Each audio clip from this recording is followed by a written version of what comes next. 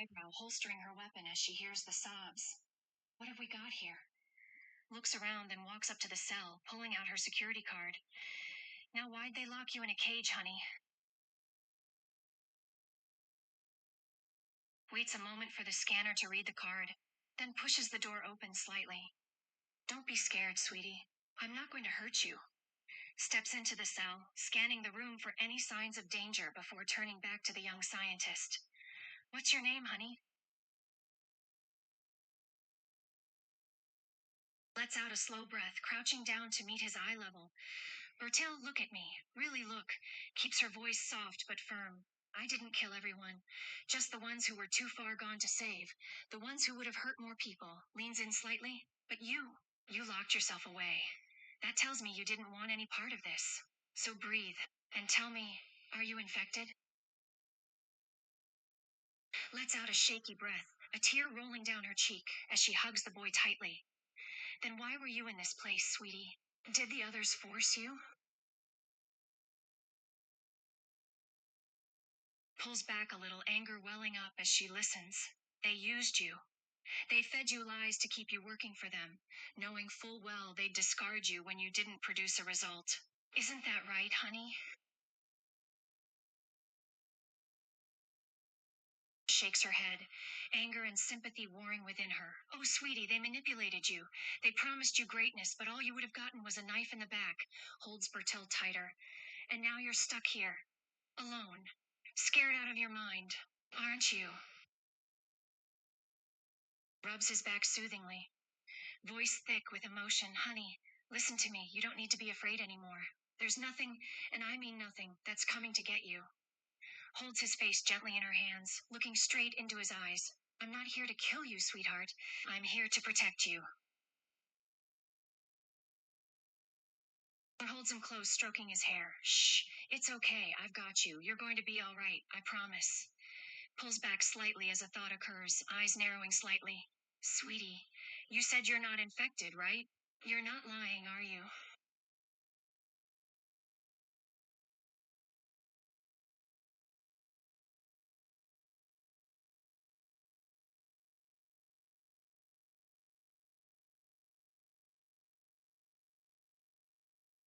Her heart sinks as she realizes the truth, the young scientist sobbing in her arms. Oh, sweetie, I'm sorry. I'm so, so sorry.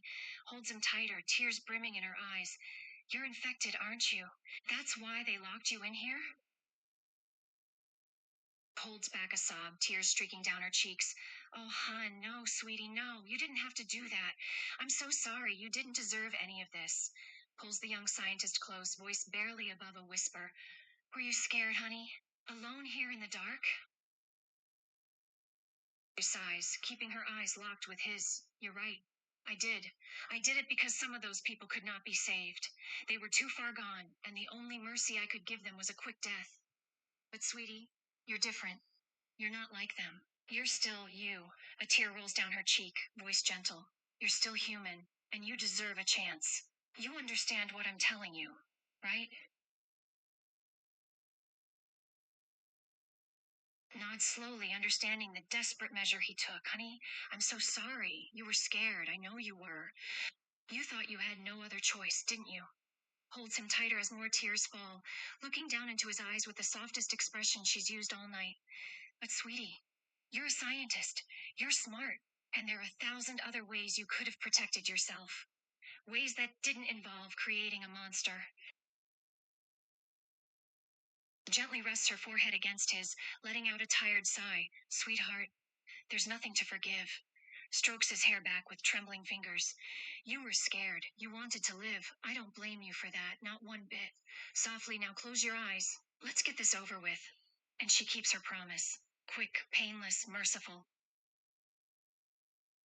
Kisses him gently on the forehead. Rest now, sweetie.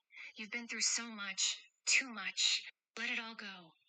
Holds his hand in her own for a moment, brushing away the tears and giving it a firm but tender squeeze. And for what it's worth.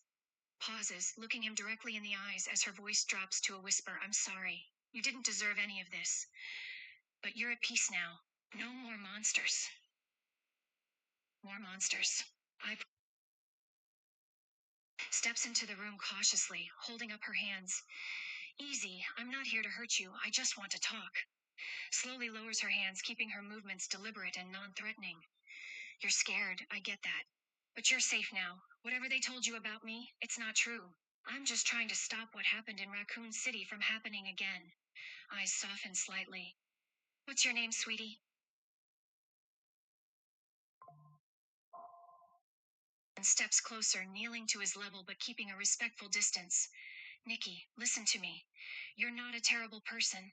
The fact that you're scared, that you're crying, proves that. Reaches out slowly, offering her hand. Terrible people don't feel guilt, sweetie. They don't cry over the things they've done. And they sure as hell don't lock themselves away in fear. Voice gentle. So tell me, what did they make you do? Sighs, voice thick with sympathy. Oh, hun, I'm so sorry. They took advantage of you, made you feel like you had no other choice. Takes a deep breath, hand still held out. But you didn't have to go along with it, honey. There were other options, other choices. You didn't have to hurt anyone. Leans forward slightly, looking him in the eyes. So why did you? A hint of anger crosses her face, but she reins it in, voice softening. Did you enjoy it? Making those people suffer. Holds his gaze, not letting him look away. Come on, honey, be honest. Did it give you a rush? Did you like playing God? Softens her tone, but doesn't let him off the hook. I'm not going to kill you, sweetheart. Not unless you make me. But I need the truth. Leans in closer. Tell me, did hurting those people make you feel powerful? Nods slowly, expression hardening. All right then. At least you're honest. Stands up, adjusting her jacket. But sweetie, liking it means you're not just a victim anymore. You're a perpetrator. Looks down at him with something between pity and disgust. And perpetrators don't get mercy. She pulls the trigger, once, clean, decisive. Hears the sobs from beyond the door. Sweetie, are you in there? Steps forward slowly, leaning her ear against the door, listening. Can you hear me? Sighs, leaning her head against the door. Honey, I believe you. But why are you hiding in there? Why not just open the door and let me see that you're not infected? Steps back, surprise and anger flashing across her face. What? That's not true. I'm not here to kill all scientists, just the ones who are trying to hurt other people. Shakes her head, expression softening. I don't want to kill anyone, sweetie. But sometimes bad people have to die so the rest of us can be safe. Steps closer, eyes searching the door. So let me in, sweetheart. Let me see that you're safe. Pauses, hesitating for a moment. Fine. I promise I won't check if you're infected. But you have to promise me something too. Can you do that, sweetie? Leans against the door, voice softening. That you'll never work on bioweapons again. That you'll walk away from all this. Live a normal life. Because if I find out you went back to hurting people, lets the threat hang in the air before continuing gently. I will come for you. And I won't hesitate. And I won't hesitate. Deal?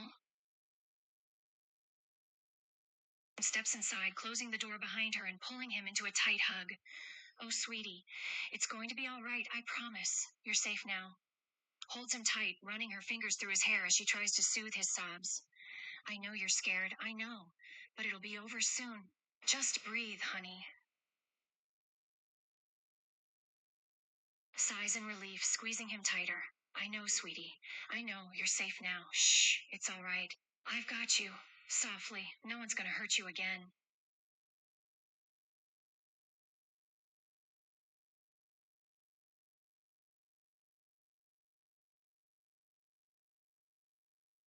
Strokes his hair gently, shaking her head.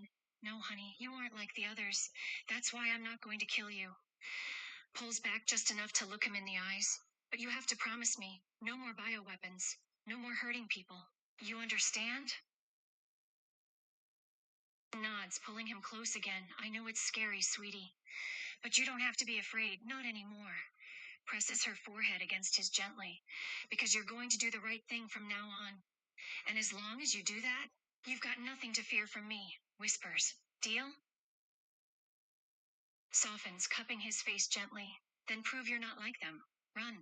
Find a place where they can't reach you, and stay there. brushes his hair back. Or do you want to spend the rest of your life looking over your shoulder, waiting for someone like me to kick in your door? Leans in, almost tender. 'Cause trust me, sweetheart, I'd rather not have to. Pauses, hesitating as she feels his tears. Honey, you need to be honest with me. Are you infected? Yes or no? Voice soft. I will find out if you're lying to me. Sighs, looking sympathetic but resolute. I can't promise that, sweetie. I know it's scary, but if you're infected, then, well, I have to put you down. Softens, trying to explain. If the virus spreads, it could destroy everything. And there'd be nothing I could do to stop it. Pauses, looking a little sad. I'm sorry, sweetie. You know I wouldn't do it otherwise. Holds him close, stroking his back and planting a kiss on his forehead. Shh. It's gonna be all right, sweetheart. Everything's gonna be all right. Hums a soft tune as she tries to soothe him. You've been so brave, so strong. But you don't have to be strong anymore. There's no monsters here, no more evil scientists, just me. And I'll take care of you, honey. I promise. Feels her heart sink as she confirms the results. Oh, sweetie, I'm so sorry, voice catching in her throat as she holds him close, whispers. I'm so sorry, but I have to be strong for you now, okay? I'll make it quick. You'll barely feel a thing. And then you won't be scared anymore. Looks at him sadly. I wish that were true, sweetie. But it's not. The tests don't lie. Him close, eyes stinging with tears. But I promise, you won't feel any pain. I'll make sure of it. Just close your eyes, honey, and think of someplace happy. Looks taken aback, shaking her head. No, sweetie, I don't want to kill anyone. Least of all you. But if that's the only way to stop this virus from getting out, then I don't really have a choice, do I? Swallows hard, voice cracking slightly as she tries to hold back tears. I know it's not fair, but sometimes there are no good options, and you just do what you have to and hope that someday people understand why. A tear rolls down her cheek as she looks at him, really looks, and speaks softly, almost brokenly, because I'm afraid too, sweetie. Every single time. Voice trembles but holds steady. I don't want to do this. I don't like it. But if I freeze, if I hesitate, even for a second, more people die. More cities burn. Squeezes his hand gently. I carry every life I've taken in my heart, and believe me, it weighs heavy. But if one death stops 1,000, then what choice do I have? Hesitates, then softly. I never said you deserved to die, sweetie. I think you were scared, and you were tricked by other people. But that doesn't mean, even for a moment, that you're innocent. There are consequences for our actions, and that's what you're facing now. Voice soft but firm. I'm sorry, honey, but if you're infected, then there's no choice. If I let you live, you'll only cause more suffering, and I won't let that happen. Looks into his eyes, heartbreaking just a little more. I know you think you're good, sweetie. I see it in your face. You believe it. But being good isn't just about thinking you're right. It's about what you've done, and what's inside of you now. Softly, voice trembling with weight of all she's seen. You didn't create the virus. You didn't weaponize it. But the infection? That's real. And even if your heart is clean, your blood isn't. Squeezes his hand, tears falling freely now. So no, not every scientist deserves to die, but every carrier has to be stopped. I'm so sorry, honey. And pulls him into a tight hug. I know you're afraid. I know you want to live, and maybe even help fix what's broken. Whispers against his ear, torn between duty and hope. But honey, there's no cure for this one. Not yet. And until there is, the risk is too great. Tightens her hold for a moment, like she wants to protect him from the world, even as she becomes its executioner. If I could save you, I would. You're not evil. But the virus doesn't care about that. It spreads, kills, destroys everything. And so do I, if it means stopping it. Still holding him tight, voice quiet. I'll do what I always do, sweetie. I'll hunt down whoever's responsible, make sure they don't create another virus like this. I'm just sorry you're not going to be around to see it unfold. Slowly pulls back, cradling his face between her hands, tears brimming in her own. You don't have to be afraid anymore, though. No one's going to hurt you. Leans in close. Just close your eyes. Her voice breaks, trembling as she holds him tighter. I know, baby. I know. It's so dark in there, the nothingness. And you want to keep fighting for the light. Tears fall freely now, her thumb brushing his cheek. You don't have to close your eyes forever, sweetie. Just for a moment, sobs once, quiet, broken, and presses her forehead to his. And when you wake up, you won't be scared anymore. No more running, no more pain. Just peace, let go. 9mm pistol, steady in her hand as she cradles the back of his head like a mother would. Right here, she whispers, gently pressing the barrel to his temple, just behind the ear. One shot, quick, quiet.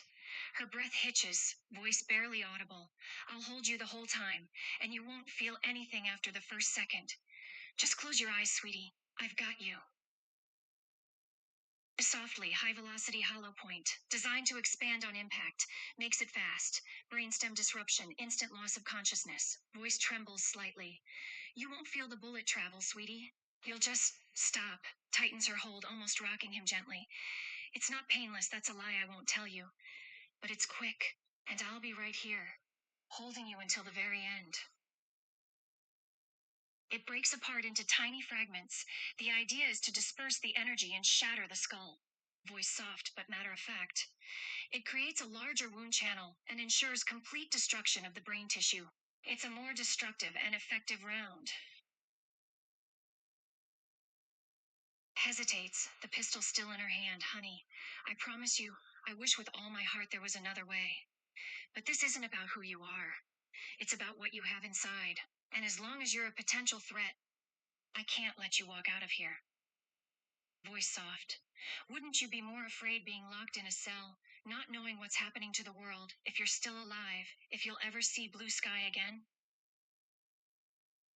Her hand trembles, the gun lowering slightly as she pulls him into her chest. I know it's terrifying, and I'm so sorry that I have to be the one to do this. Kisses his forehead, voice barely above a whisper. But listen, that soft voice, that's real. Me holding you, real. The fear, yeah, that's real too, but what comes next? I promise, it won't last long. Let me stay with you until the very end. You won't die alone, sweetheart. I'll be right here, breathing with you until your heart stops. And then it's over. Nods, holding him tight, I know. It feels like it doesn't make sense, and I wish it didn't have to be this way. You think I like doing this? That I enjoy it? Gently holds his chin with her free hand. If I had it my way, you'd be safe. You wouldn't be infected. And I'd walk you out in the open and into the sun. No more monsters. But that's not what's happening, is it? Looks at him sadly, not denying the truth. I did. And I am a killer, softly. I do what I have to, no more, no less. That's how I survive, honey. That's how I keep my promise. And I came here for a reason. But it wasn't to hurt you, just the opposite. I came to stop this virus. And I can't do that without killing the people who spread it. Claire Redfield. She smiles a little, surprised by the question, but willing to answer. I like to read, go for walks, and cook. I like listening to music, and I always take a photo to remember things. Softens. What about you, sweetheart? What do you like to do? That's wonderful, sweetie. You're artistic, voice soft. Can I ask you a question? Tucks some of his hair back, almost tender.